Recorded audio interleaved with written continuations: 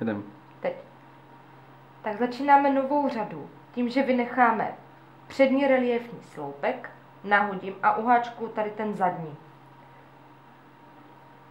Jak udělám ten zadní, tak už ho mám, tak se vrátím k tomu přednímu. Nahodím, udělám přední reliéfní sloupek.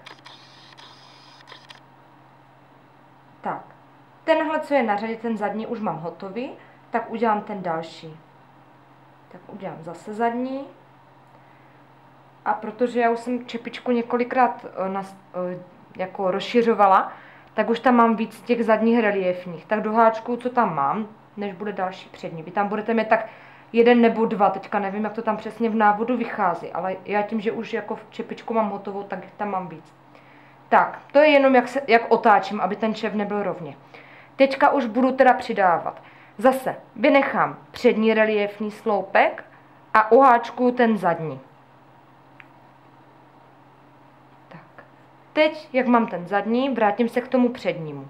Nahodím, udělám přední reliéfní sloupek, uháčkuju. A teďka zase tak jako předtím pokračuju těma zadníma reliéfníma. Jo, vy tam budete mít ten, myslím, že 2 tam vychází, že byste tam měla mít. Tak, vy si uděláte ty 2, já tím, že tady mám 3, tak si udělám ty 3. Tak a teďka, normálně kdybych nepřidávala, tak zase přeskočím ten přední reliéfní a háčku zadní. Ale vy potřebujete přidat, takže tady, jak mám poslední zadní reliéfní a první přední, tak já nahodím a tady do toho oka si uháčkujete dlouhý sloupek. To je to přidávání. Tak mám dlouhý sloupek a už pokračuju normálně.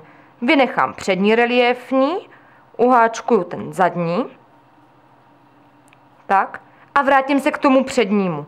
Takže jsem vlastně přidala, ale pořád se mi zachovává to točení. Jo, a tak budete už vlastně pokračovat, dokud neobtočíte celou čepičku s tím přidávaným jedným dlouhým sloupkem. A potom, až tu řadu pojedete znova, tak to děláte klasicky, jak jsem to ukazovala, že zase vynecháte přední, uděláte zadní, vrátíte se k přednímu.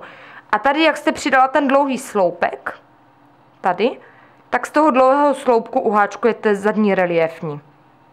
A je to. Mělo by se to točit.